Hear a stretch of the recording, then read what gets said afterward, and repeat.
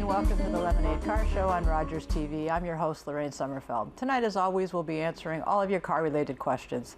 The Lemonade Car Show is brought to you by OMVIC, Ontario's vehicle sales regulator, and we're produced by the APA, the Automobile Protection Association.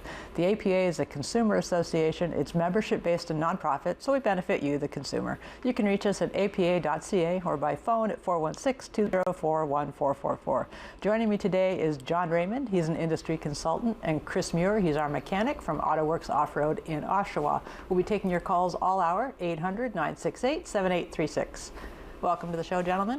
Thanks. I like this combo of you two for mechanics for a reason. You, because you got oil running through your veins instead of blood. I'm a car guy. And John, you've worked at every level of this industry. And so not only the mechanic, you're not a mechanic, but you've worked at every level of it. So it's really good for information if people have something that's happened mechanically and they're not sure what to do next. You've got experience with how to solve all that. Plus I'm the auto psychic.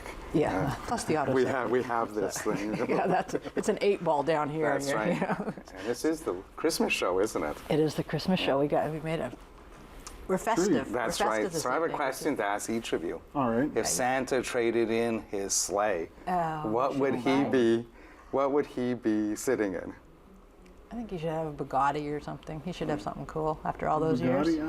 Chris. He needs utility, though. Oh, but after a 9 reindeer, is it 9? Yeah, after a 9 reindeer thing, he There's needs got more. to be some like twin turbo Audi wagon or something that he can wagon. get. No, I think he needs a F-250. That'll be all right. Yeah. I drove I'd deal with that. that armored truck last week. Tell us about From it. Pterodyne, The Gurkha. the Gurkha. Yeah. $300,000. Deal at twice the price. They're built on a Ford F450 chassis or a 550. The civilian one is on a 450. These things will take bullets. And tell us, who's buying those? It's apparently a ball player that's on order for one. Oh, really? They export them all over the world. So And some people in Latin America and... Well, it's going to be the usual suspects, which are rock stars, ball players, and Saudi Arabian princesses probably. I don't know. That's where all those cars end up going. But 41-inch tires, it's like up to here. The thing was perfect. Could you see out of them? You have a backup camera that's actually always on. So when you're driving, you can spy on the car behind you who are going like this, pointing, because this thing's so insane. And you're up pretty high, and the windows that you can see. But you know what? You just go over. Did you feel anything. safe? Oh, you have to feel safe. This thing is crazy. Or did you feel like a Brinks guard? Well, it had a turret, and I'm up in the turret. Of course, I had to try it. But we have video because it conked me on the head because I couldn't close the turret right. Anyway, enough of this nonsense. Sorry, How come folks. she has all the fun? I have a lot of fun. It's not a bad job. Chris, Maryland, southern states with a V8. Now armored trucks around here. You want to swap? jobs? Yeah. Your customers really don't want us to swap jobs, trust me. I might break a nail. You brought up something before we came to air that's very important, and neither of us had tweaked on it. What's going on? Because I kind of dabble in the aftermarket here and there, I watch pretty stringently where the MTO and Ontario safety is going, and as of July 1st, there's all new safety rules that Ontario is bringing out with Bill 611. They finally, after 40 years, updated the Safety Standards Act. Something that they say they're going to keep updating as we go along, and they know that this draft isn't going to be perfect, but they are covering a whole bunch more systems that they didn't before. So how will this affect the motorist that goes in for safety? This is when you get a safety on your vehicle and it's $100 and it means nothing because they're 40 years old. Well, that's right. Well, all of a sudden things like airbag systems matter. Tire pressure monitoring systems have to be noted whether they're working or not. Really? But will it fail no, if the TPMS light is They on? won't fail it, but it has to be noted and submitted to the government so they know that your TPMS system And how about airbag? Airbag has to be off. The light has to be off. Else it won't pass. Bulb check has to be working correctly.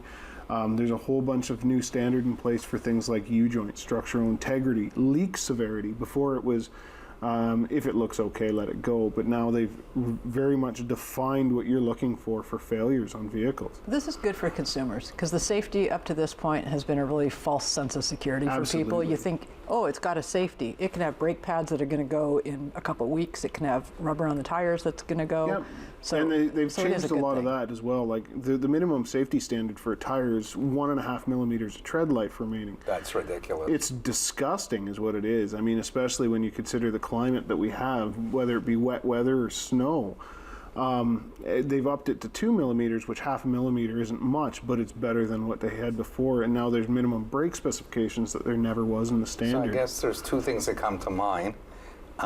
It's only as good as the tech that's working on the car It is. and the integrity of the system. So if you have, quote unquote, a bad person who's doing the safety to let the car pass, how does the MTO guard against that? And how it's... It would go back to enforcement. They'd have to increase the penalty for enforcement, right? And have enough enforcement officers out there. Absolutely. But this will be also very good against curbsiders that we've seen in our APA reports. So this is good news for the industry. Very good for OMVIC. When I was a kid, back in the Stone Age, there's people that would sell safety certificates for $100 at the back of the garage.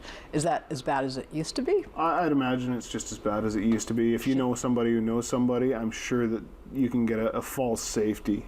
I don't think it's changed per se. Really? There's more vehicles on the road, Yeah. so I don't know if there's the same frequency, but it's certainly being done. I would Because say the safety it would doesn't mean probably be- anything. So this is It's to make it not. mean something again, Well, sort of. sort of. Sorry. It's sort of, it gives it more accountability than just a signature on a piece of paper. Right now, you flip over the piece of paper, you put an X through the systems that you had to repair to bring it up to safety, you sign the front of it, you give them your license number, and away they go. Away the customer goes with that, and they can transfer the vehicle at that point.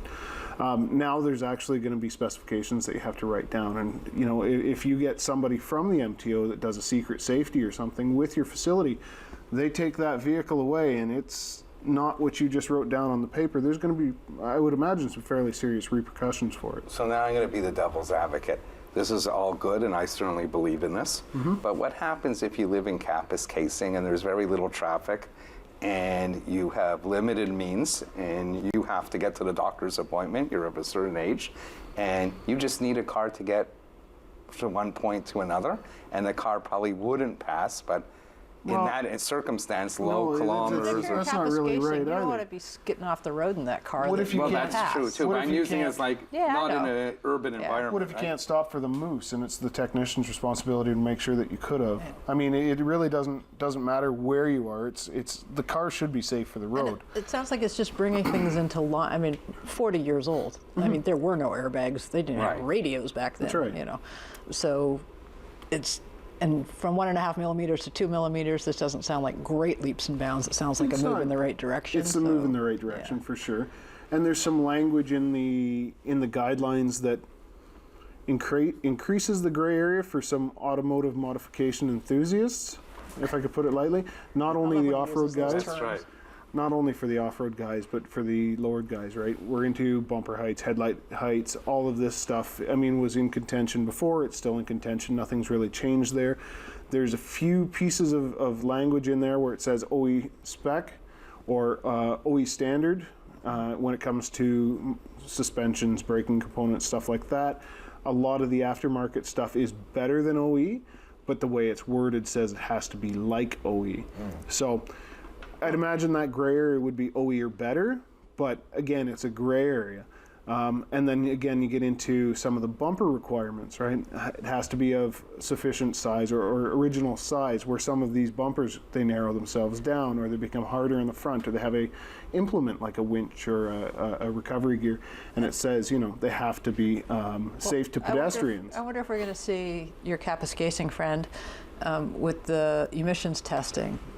If it goes beyond a certain level, you can boot it down the road for 2 years. I'm wondering if there's going to be some flexibility built in for I think there places should like be, that. personally. I understand the safety rules, but I think See, I don't think there should be for I the disagree emissions or for- for that, but I think there probably will Right. be under those kind of circumstances, especially if you've owned the car. For actual safety, it's during the purchase of a vehicle only. It's not a year-to-year test at this point. That's true. If you're buying the vehicle, it should meet safety standard. It is a one-time expense, and you should understand what you are buying. If you're buying it from a reputable seller, they're going to be done already. So it's really nothing to worry about, and it should be brought up to standard if you want to drive it on the same road as myself or my children. So this isn't against you keeping your car for years and years and years and driving it. How much is this going to cost in terms of They're the inspection's going to be estimating- longer? The inspections are going to have to be longer. The government is estimating that it's going to cost somewhere between 100 and I believe I read it in Service Station Garage Manager's magazine today,